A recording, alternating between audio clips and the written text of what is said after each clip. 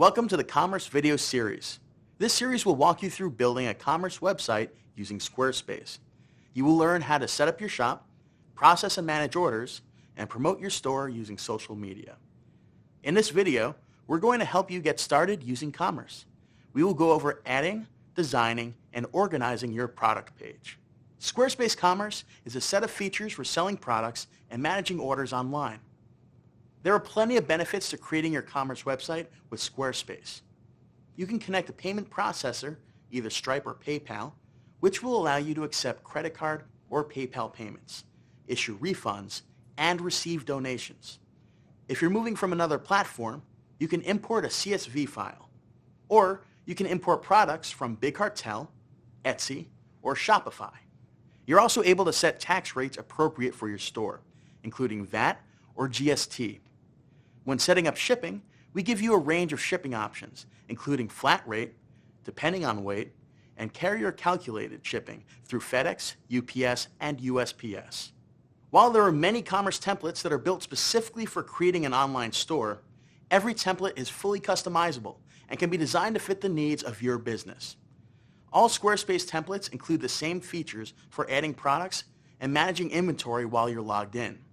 What separates a template is how products display on your store to visitors. Product pages are the most common area to display items for sale, so we recommend picking a template with a product page layout that you like. Product pages are where you add new products to your online store. You can showcase your inventory directly on your product page, or for more flexibility with the layout, you can feature products on a regular page using product or summary blocks.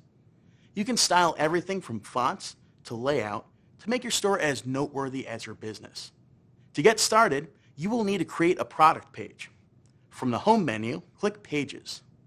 Then click the New Page icon and select Product Page. Since we already have a product page set up, let's use this page for reference. You can add a product to your product page by selecting the New Product icon. You will be given the option to create a physical product, digital product, or service product. Once you've created the product type, you can set up the product details.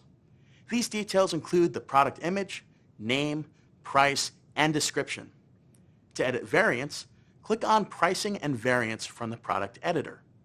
Product variants are variations of a product with different attributes like size or color. Variants let customers choose between product options using drop-down menus. The product needs at least one unique attribute. Click the plus button to add a new product option. Enter the option name and then click Save Option. Product variants can include different pricing, sale, and stock values. Click the plus button below the SKU field to add new product variants. This copies the previous variant for you to edit. You can edit the SKU, pricing, stock, weight, and dimensions of a variant in addition to any new product options you've created. A good way to organize your products is by creating categories. You can add categories to help group similar products that your customers may be looking for. In order to enable the category navigation menu for your customers, go to the Home menu and click Design. Then open the Style Editor. Enable the Category Navigation menu option on the left sidebar. Since we're already in the Style Editor, let's design our site. I'm using the Montauk template, so the style options available to me may not be available to you. But don't worry, you can switch templates at any time to explore a new design for your site. Back in the Design panel, we can also style the checkout page. Let's show the site logo and add some color to the background.